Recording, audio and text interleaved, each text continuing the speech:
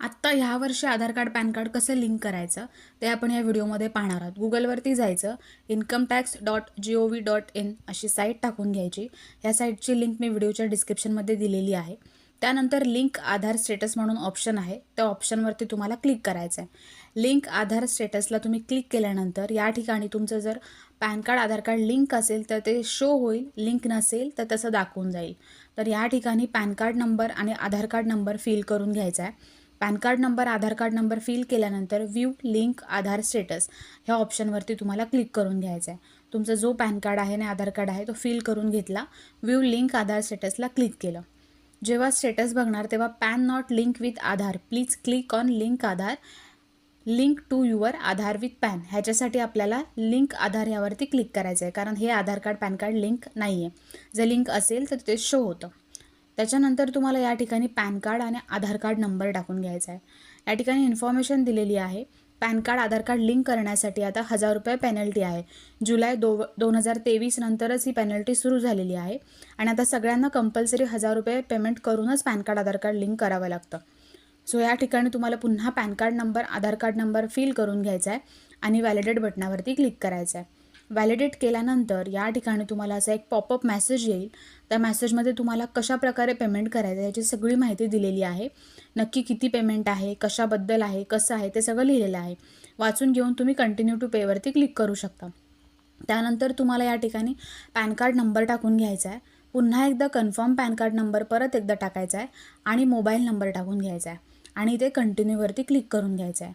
मी सगळ्या गोष्टी टाकून कंटिन्यूवरती क्लिक करत आहे. कंटिन्यू केल्यानंतर या ठिकाणी तुम्हाला OTP येईल तुमच्या मोबाईल नंबरवरती, जो तुम्ही आत्ता मोबाईल नंबर फिल केला आहे. असं काही नाही, तुम्ही कोणताही मोबाईल नंबर फिल करू शकता. जो आधार कार्डला लिंक आहे तोच करायची गरज असं काही नाही आहे. त्यानंतर तुम्हाला जो मोबाईलवरती OTP येईल तो मोबाईलचा OTP या ठिकाणी फिल करून घ्यायचा आहे आणि कंटिन्यूवरती क्लिक करायचं आहे. कंटिन्यू केल्यानंतर तुम्हाला पॅन कार्ड नंबर आणि तुमचं नाव या ठिकाणी शो होईल, ते बघून घ्यायचं बरोबर आहे ना. You have successfully verify through mobile OTP असं लिहून येईल. Click continue to make a new payment, payment करण्यासाठी कंटिन्यूवरती क्लिक करायचं आहे. सो कंटिन्यू करून घ्यायचं आहे. कंटिन्यू केल्यानंतर या ठिकाणी आता आपल्याला पेमेंट करायचं आहे. पेमेंट असणार आहे 1000 रुपीज. ही पेनल्टी फी आहे, कारण जर तुम्ही 2023 नंतर करत असाल तर ही सगळ्यांना आता पेनल्टी आहे.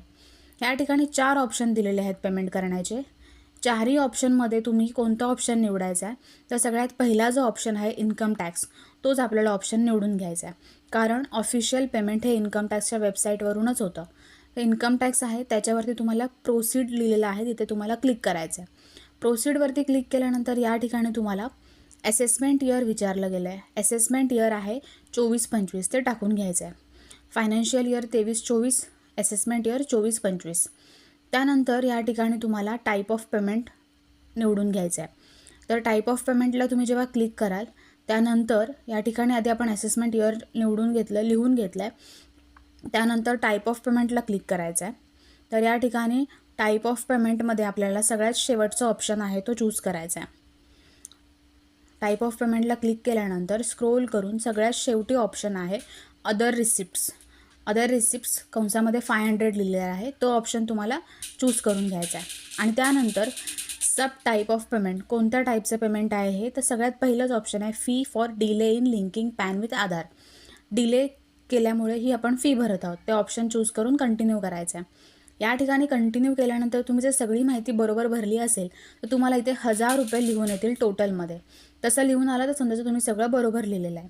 कंटिन्यूवरती क्लिक करायचं आहे. कंटिन्यूवरती क्लिक केल्यानंतर आता तुम्हाला पेमेंट करायचं आहे. पेमेंट करण्यासाठी खूप ऑप्शन आहेत, नेट बँकिंग, डेबिट कार्ड वगैरे, पण ह्यात सगळ्यात सोपा ऑप्शन आहे तो UPI आणि क्रेडिट कार्ड.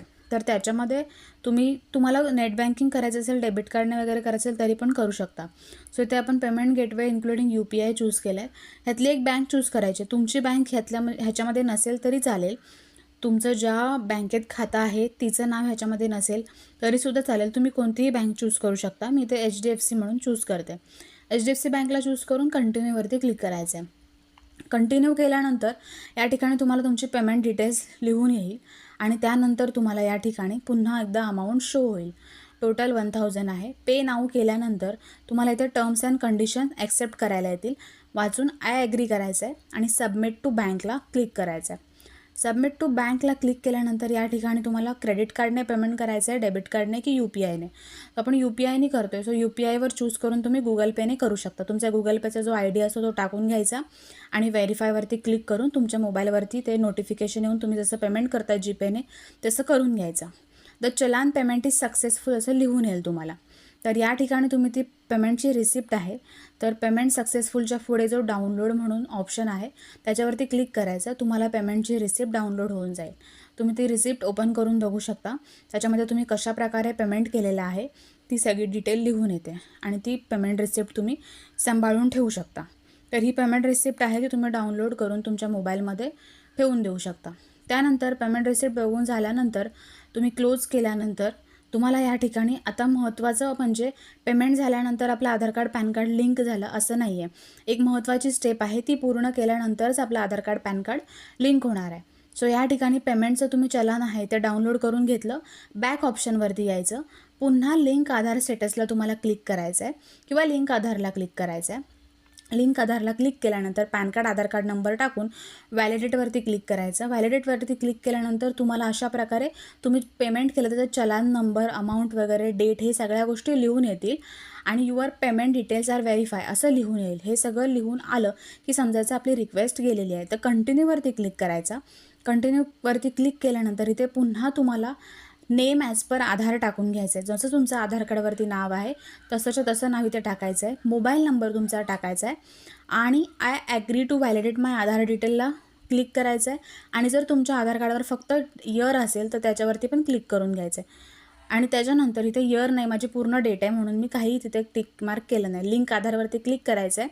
तुम्हाला मोबाईलवरती OTP येईल.